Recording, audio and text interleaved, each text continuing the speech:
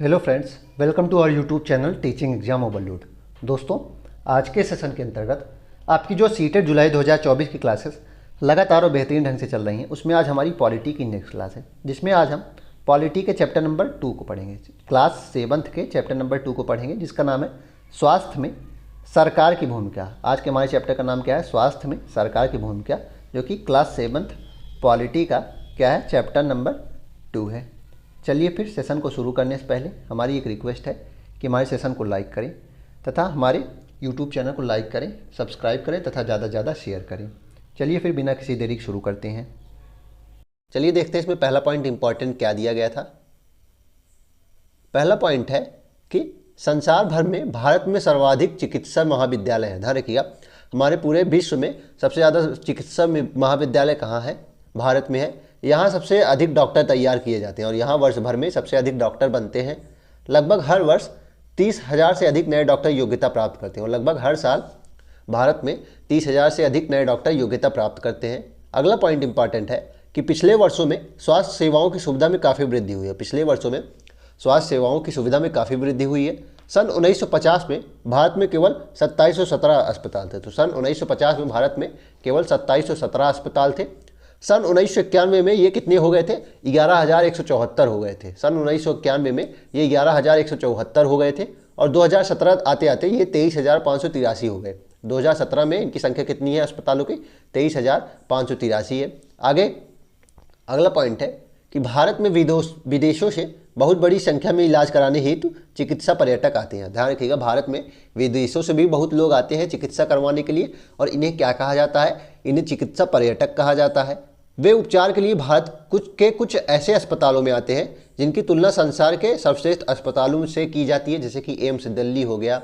ऐसे जो विभिन्न अस्पताल हैं, इनकी तुलना संसार में श्रेष्ठतम अस्पतालों में से की जाती है, इसलिए कुछ चिकित्सीय पर्यटक भी भारत में इलाज कराने के लिए आते हैं।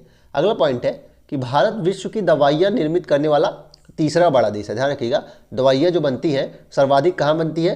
तो सर्वाधिक में 3rd नंबर पे भारत किस नंबर पे है? 3rd नंबर पे है। तो भारत विश्व की दवाइयों को जो प्रोड्यूसर है, 3rd लार्जेस्ट प्रोड्यूसर है और यहाँ से भारी मात्रा में दवाइयों को निर्यात भी किया जाता है और यहाँ भारी मात्रा में दवाइयों को निर्यात भी किया जाता है, बाहर भेजा भी जाता है। अगला पॉइंट है, भारत के अधिकांश डॉक्टर शहरी क्षेत्रों में बसते हैं। भारत के अधिकांश डॉक्टर जो है वह शहरी क्षेत्रों में बसते हैं, गाँव में नहीं बसते हैं। ग्रामवासियों को डॉक्टर तक पहुंचने के लिए लंबी दूरी तय करनी पड़ती है और ग्रामवासियों को डॉक्टर तक अगर पहुंचना है तो लंबी दूरी तय करनी पड़ेगी। ग्रामीण क्षेत्रों में जनसंख्या के मुकाबले डॉक्टरों की संख्या कम है। हाँ, ये बात है कि अस्पताल भी बढ़ रहे हैं और हर साल 30,000 से अधिक डॉक्टर भी बन रहे हैं, लेकिन ग्रामीण क्षेत्रों में क्या है कि डॉक्टरों की संख्या काफ़ी कम है शहरी क्षेत्रों के मुकाबले। अगला है पॉइंट, भारत में करीब 5 लाख लोग प्रतिवर्ष तपेदिक अर्थात टीबी से मर जाते हैं। ध्यान रखिएगा, भारत में करीब 5 लाख लोग जो होते हैं प्रतिवर्ष तपेदिक या फिर इसे ही क्षय रोग कहते हैं, इसे ही टीबी कहते हैं, इसे ट्यूबरकुलोसिस भी कहते हैं, इससे मर जाते हैं। स्वतंत्रता प्राप्ति से अब तक इस संख्या में कोई परिवर्तन नहीं हुआ है और स्वतंत्रता प्राप्ति के बाद से अब तक इसमें कोई खास परिवर्तन नहीं हुआ है। हर वर्ष मलेरिया के लगभग 20 लाख मामलों की रिपोर्ट आती है और हर वर्ष मलेरिया भी लगभग 20 लाख लोग की मामलों की रिपोर्ट आ जाती है। यह संख्या कम नहीं हो रही, तो इसमें यह बताया गया है टीबी और मलेरिया की संख्या कम नहीं हो रही है।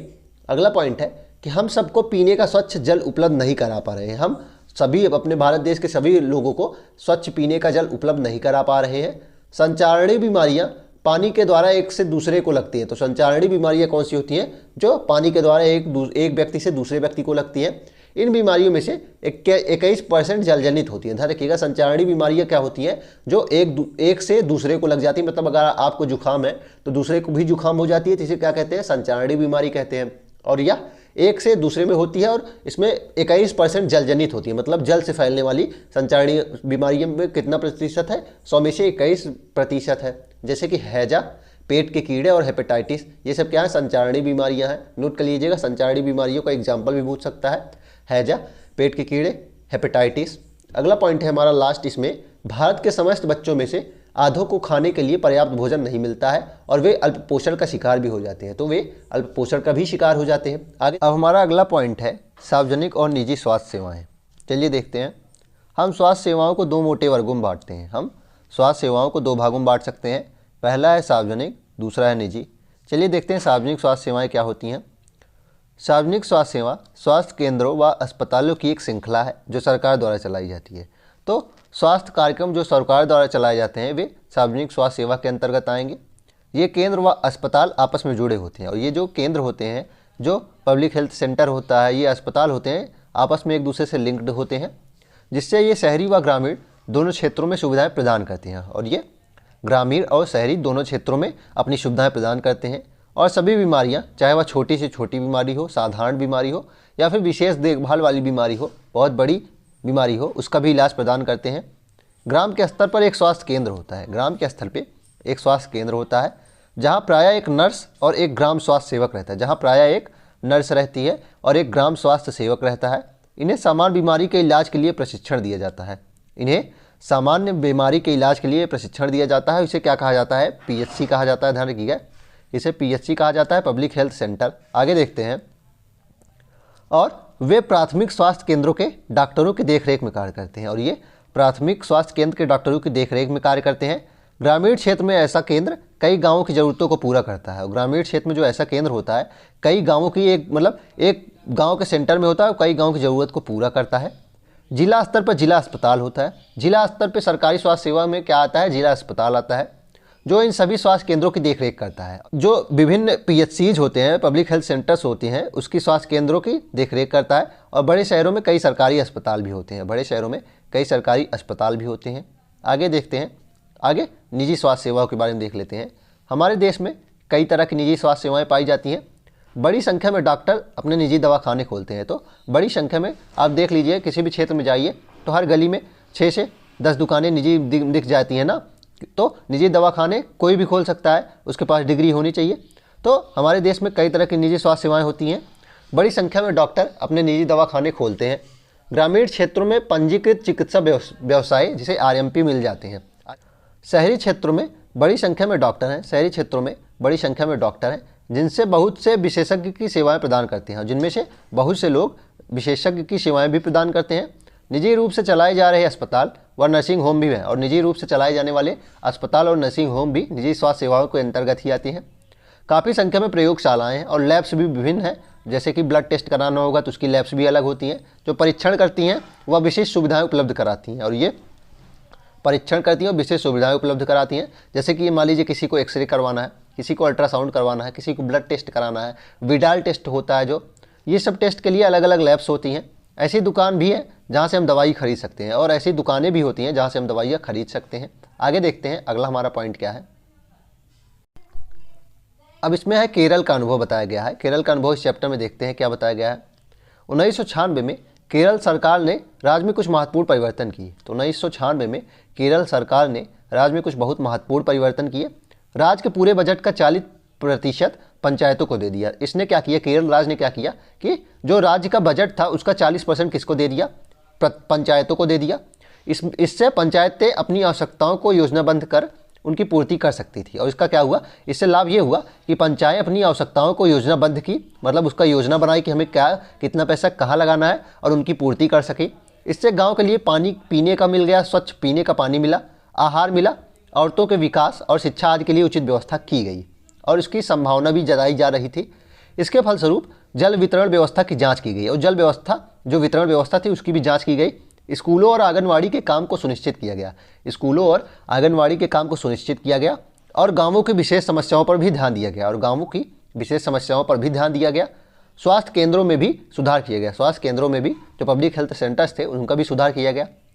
इन सब कार्यों में स्थिति सुधार आई। इन सब कार्यों से क्या हुआ? स्थिति सुधार आ गई, स्थिति में सुधार आ गया। इतने प्रयत्नों के बाद भी कुछ समस्याएं तो बनी रही, लेकिन इतने प्रयत्न होने के बाद भी कुछ समस्याएं बनी रही, जैसे दवाइयों की कमी, अस्पतालों में अपर्याप्त बिस्तर, पर्याप्त डॉक्टरों का न होना आदि। इन समस्याओं को दूर करने की आवश्यकता है। तो इसमें अगर पूछा जाएगा कि 1996 में केरल सरकार ने स्वास्थ्य संबंधी विभिन्न समस्याओं से कैसे निपटा, तो अपने पूरे बजट का 40% पंचायतों को दे दिया, जिससे वह अपनी जो ज़रूरतें होंगी, जो समस्याएं होंगी, उसको योजनाबद्ध करके उसको लागू कर सके। आगे देखते हैं। आगे है कोस्टा रिका का तरीका। दूसरा तरीका बताया गया है। कोस्टा रिका ने क्या किया था? कोस्टा रिका को मध्य अमेरिका का सबसे स्वस्थ देश माना जाता है। ध्यान रखिएगा, कहाँ का देश है ये? मध्य अमेरिका का देश है। इसे मध्य अमेरिका का सबसे स्वस्थ देश भी कहा जाता है। इसका मुख्य कारण उनके संविधान में निहित है। और इसका मुख्य कारण क्या है? उनके संविधान में लिखा गया है कि क्यों यह स्वस्थ देश कहा जाता है सबसे मध्य अमेरिका का। कई वर्षों पहले कोस्टा रिका ने एक बहुत महत्वपूर्ण निर्णय लिया। तो कई वर्षों पहले क्या हुआ था, कोस्टा रिका नामक देश ने एक बहुत ही महत्वपूर्ण निर्णय लिया, बहुत ही महत्वपूर्ण डिसीजन लिया कि वे देश में सेना नहीं रखेंगे। वह निर्णय क्या था कि ये देश में सेना नहीं रखेंगे। इससे उन्हें सेना पर व्यय किए जाने वाले धन को लोगों की शिक्षा, स्वास्थ्य और अन्य आधारभूत जरूरतों पर खर्च करने में मदद मिली। तो सेना में आपको पता ही है कितना व्यय जाता है ना, सेना में बहुत व्यय जाता है। तो इन्होंने क्या कहा कोस्टा रिका के जो संविधान में कि ये सेना में अपना व्यय नहीं रखेंगे और जो उससे बचत हुई उससे इन्होंने शिक्षा, स्वास्थ्य और अन्य आधारभूत संरचनाओं जरूरतों पर खर्च किया। कोस्टा रिका की सरकार मानती है कि देश के विकास के लिए देश का स्वस्थ होना जरूरी है। कोस्टा रिका की सरकार क्या मानती है कि देश के विकास के लिए देश का स्वस्थ होना जरूरी है और इसलिए अपने देशवासियों के स्वास्थ्य पर बहुत ध्यान देती है और इसलिए वे अपने जो अपने देशवासी हैं उनके स्वास्थ्य पर बहुत ध्यान देती है। कोस्टा रिका की सरकार अपने सभी निवासियों के स्वास्थ्य के लिए मूलभूत सेवाएं व सुविधाएं प्रदान करती है, जैसे कि पीने का सुरक्षित पानी, सफाई, पोषण, आवास आदि। स्वास्थ्य की शिक्षा का बहुत महत्वपूर्ण माना जाता है। स्वास्थ्य की शिक्षा को बहुत महत्वपूर्ण माना जाता है, ध्यान रखिएगा। स्वास्थ्य की जो शिक्षा होती है उसे बहुत महत्वपूर्ण माना जाता है और सभी स्तरों पर स्वास्थ्य संबंधी ज्ञान शिक्षा का एक जरूरी भाग होता है और सभी स्तर पर स्वास्थ्य संबंधी ज्ञान शिक्षा का बहुत जरूरी भाग होता है। तो प्रश्न बनेगा कि कोस्टा रिका के बारे में कथन पूछ लेगा तो यह मध्य अमेरिका का देश है, पहला कथन दे देगा। दूसरा दे देगा कि यह मध्य अमेरिका का सबसे स्वस्थ देश है। तीसरा दे देगा कि इसने क्या किया कि सेना पे खर्च बिल्कुल नहीं करता है, सेना पे जो व्यय है उसको हटा दिया, मतलब देश में सेना ही नहीं है। तो पूछ लेगा कौन कौन से सही है, तो इसमें आपको बताना पड़ेगा तीनों सही हैं। आगे देखते हैं। चलिए फिर इसी के साथ आज के सेशन को हम समाप्त करते हैं। आशा करता हूँ कि आपको यह सेशन पसंद आया होगा। अगर आप इसी तरह के अन्य सेशन भी देखना चाहते हैं तो हमारे यूट्यूब चैनल को लाइक करें, सब्सक्राइब करें तथा ज़्यादा से ज़्यादा शेयर करें। साथ ही अगर आप हमारी विभिन्न क्लासेस की PDF प्राप्त करना चाहते हैं तो हमारे टेलीग्राम चैनल का लिंक डिस्क्रिप्शन बॉक्स में है, आप उसको ज्वाइन कर लीजिए, आपको सारी PDF वहीं मिलेंगी। चलिए फिर, धन्यवाद।